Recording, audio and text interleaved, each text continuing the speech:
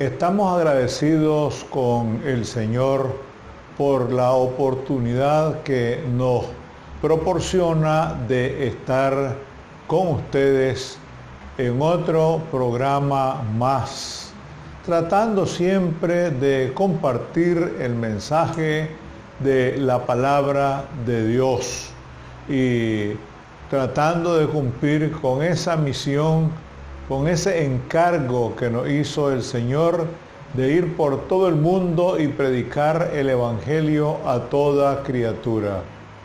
Seamos todos agradecidos siempre con el Señor, rogando su misericordia sobre cada uno de nosotros. La reflexión de esta ocasión se basa precisamente en las bienaventuranzas, en la primera lección trascendental y magistral que Jesús expresó, que aparece allá cuando Él inició su ministerio en Galilea, en el capítulo 5 de San Mateo, y ahí nosotros encontramos ese pasaje que se ha vuelto muy famoso y dice de la siguiente manera: viendo la multitud, subió al monte y se sentó. Se le acercaron sus discípulos y él, abriendo su boca, le enseñaba diciendo: bienaventurados los pobres en espíritu, porque de ellos es el reino de los cielos. Bienaventurados los que lloran, porque ellos recibirán consolación. Bienaventurados los mansos, porque ellos recibirán la tierra por heredad. Bienaventurados los que tienen hambre y sed de justicia, porque ellos serán saciados. Bienaventurados los misericordiosos, porque ellos alcanzarán misericordia. Bienaventurados los de limpio corazón, porque ellos verán a Dios. Bienaventurados los pacificadores, porque ellos serán llamados hijos de Dios. Bienaventurados los que padecen persecución por causa de la justicia, porque de ellos es el reino de los cielos. Entonces, el tema que queremos desarrollar en los próximos minutos es el siguiente: desafíos de la iglesia para los próximos años. Recordemos que la iglesia, a través de toda su historia, ha tenido que enfrentar distintos momentos difíciles, adversos, complicados, críticos. Sin embargo, la iglesia ha permanecido firme. La iglesia, como hemos dicho muchas veces, la iglesia es un proyecto divino. Por lo tanto, tiene que permanecer siempre firme. Entonces, podríamos decir que los desafíos que enfrenta la iglesia para los próximos años son muy fuertes, peligrosos, que requieren urgentemente consolidar la delegación que nuestro Señor Jesucristo nos hizo como iglesia, como continuadora, como promotora del reino de Dios en esta tierra. Y dicha delegación se puede y se debe consolidar a través de una tarea educativa consistente, sólida y permanente. De lo contrario, la iglesia no estará en capacidad de resistir las embestidas de un mundo que está descontrolado, desorientado, inseguro, un mundo en donde a lo bueno se le dice malo y a lo malo bueno, donde a la luz se le llaman tinieblas y a las tinieblas luz, como lo dice el profeta Isaías, y que está marcada, por cierto, esta sociedad por el fetiche del capital, y también se encuentra postrada ante el Dios del mercado, donde el amor, la justicia y la paz siguen siendo un sueño para los pueblos pobres de toda la tierra. Entonces, podemos decir, la educación es la mejor inversión que puede hacer cualquier nación de la tierra. Y eso se ve muy palpable en el ministerio de Jesús, porque la educación ocupó el primer lugar en el ministerio de Jesús.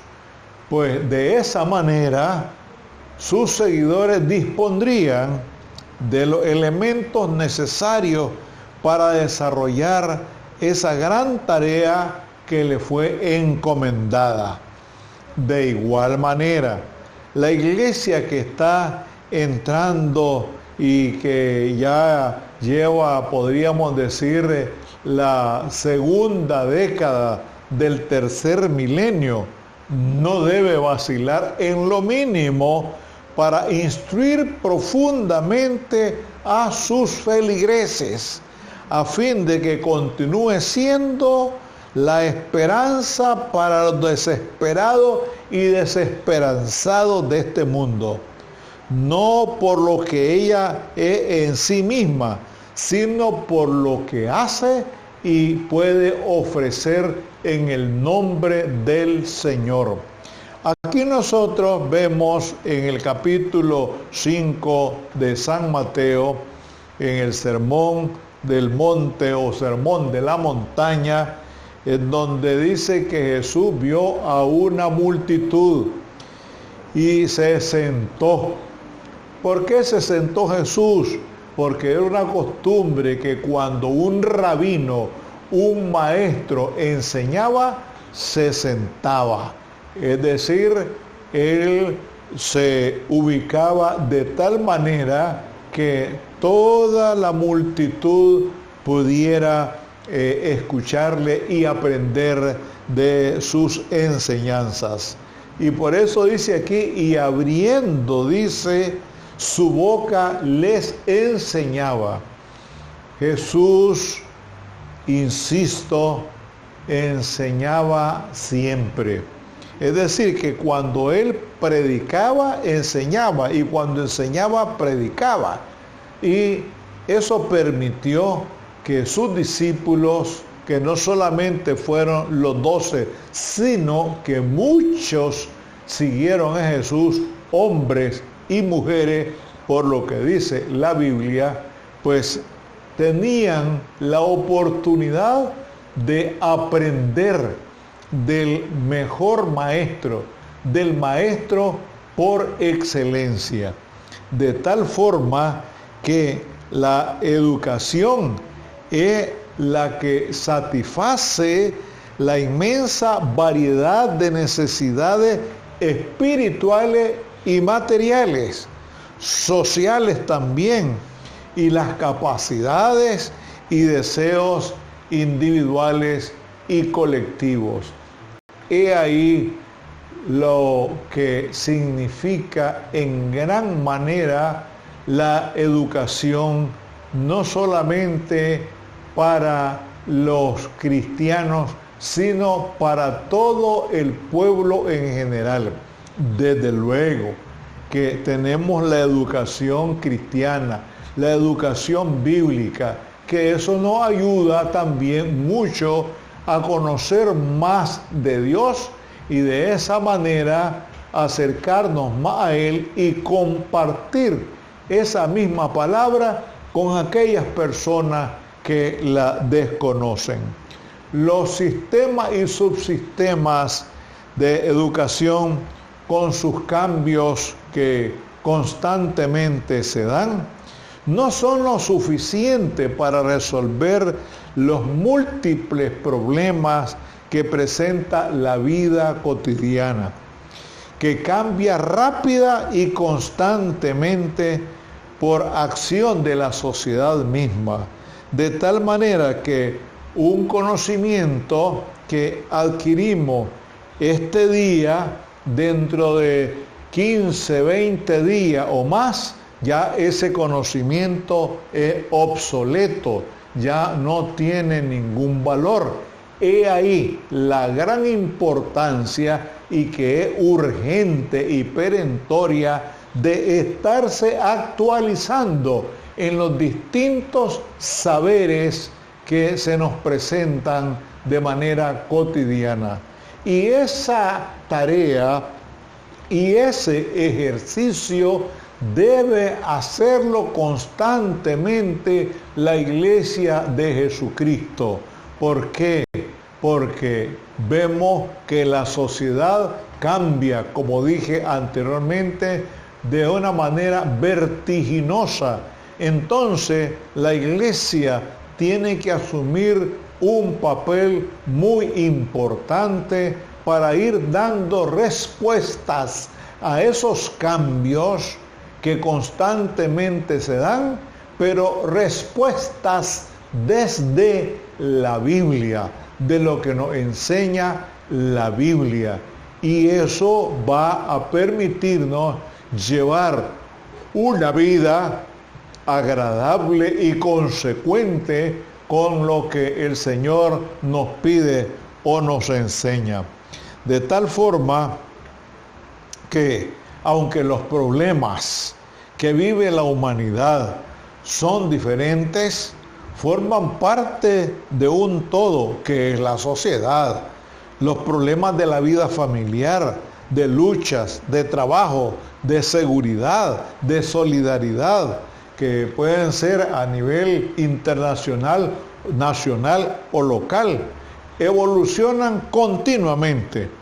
Entonces, fíjense que en este sermón que Jesús pronuncia, que podríamos decir es el primer sermón que él presenta al inicio de su ministerio y que destaca las bienaventuranzas, son una forma de decirnos de una manera muy clara que hay esperanza, hay alguna palabra de confianza, de seguridad, de estímulo, de motivación, no solamente para aquellos que escucharon en persona, a viva voz del Maestro, sino para nosotros también, cuando nos dice: bienaventurados los pobres en espíritu, porque de ellos es el reino de los cielos. ¿Cómo así? ¿Cómo así? ¿Cómo puede ser feliz alguien que es pobre en espíritu? Recordemos que quien tiene espíritu de pobre depende de Dios permanentemente, pero quien considera tener resuelto todas sus necesidades, todos sus problemas, todas sus demandas cotidianas, pues no depende tanto del Señor o no quiere depender del Señor, sabiendo que toda buena dádiva y todo don perfecto descienden de lo alto. Pero quien tiene espíritu de pobre, pues está siempre dependiendo del Señor.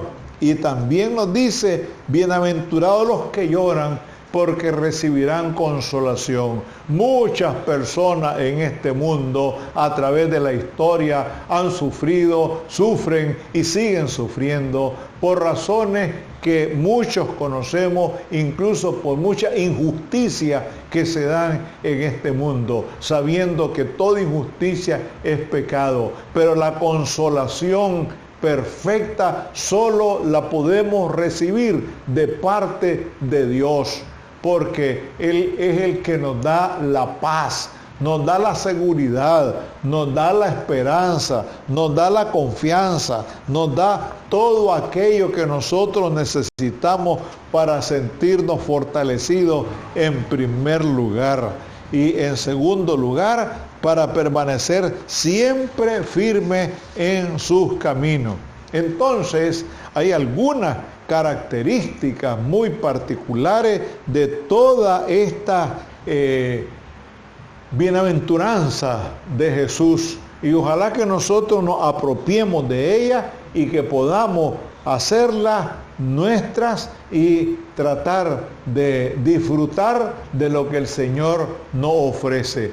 Gracias, Señor, porque sabemos que a través de la educación que tú impartiste y sigues impartiendo a través de tu palabra, nosotros podemos conocer más de ti, podemos disfrutar más de la vida cristiana y a la vez compartir esa enseñanza con aquellas personas que no te conocen. Padre, gracias porque en medio de las dificultades, de los problemas, encontramos siempre una salida, encontramos siempre una esperanza y esa esperanza solamente la encontramos en ti. Quédate con nosotros y danos siempre tu bendición. Te lo rogamos, te lo pedimos, te lo suplicamos en Cristo Jesús, Señor nuestro. Amén.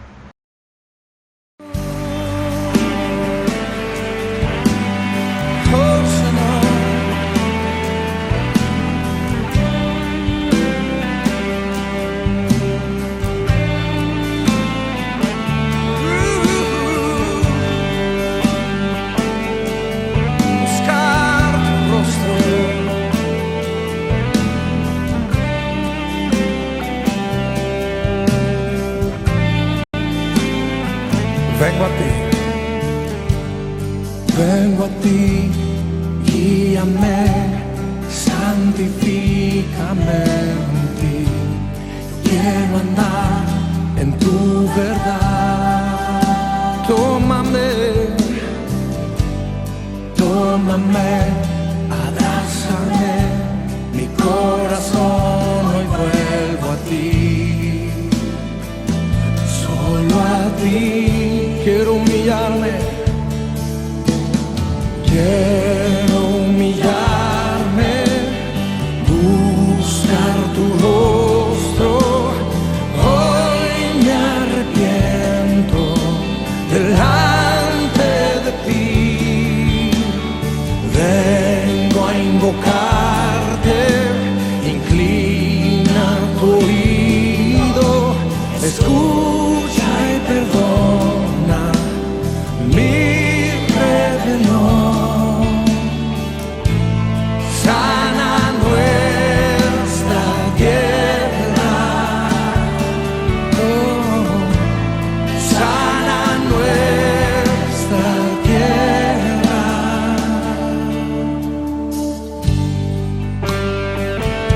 Señor, hazlo.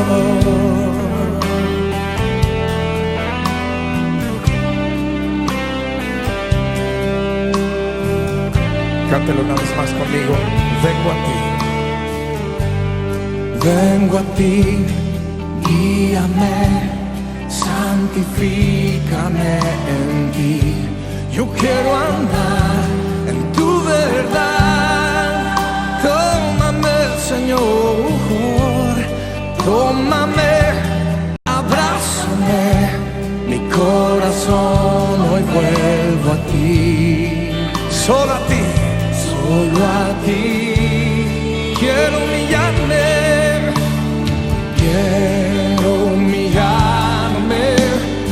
buscar tu rostro. Hoy me arrepiento delante de ti. Vengo a invocarte, inclina tu oído, escucha y perdona.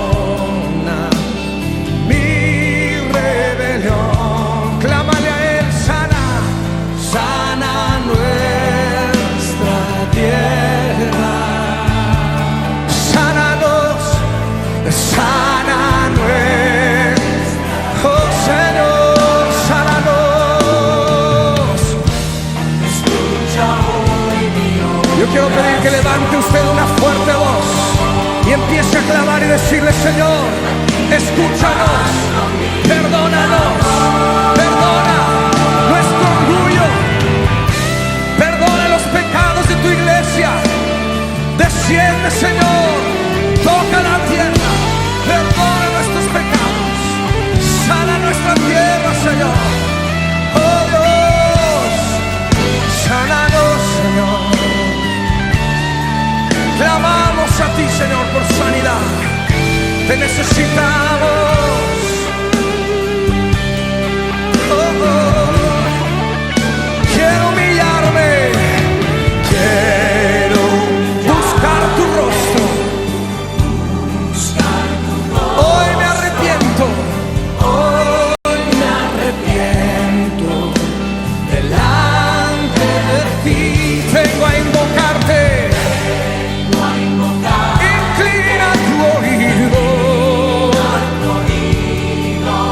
Escucha y perdona mi rebelión.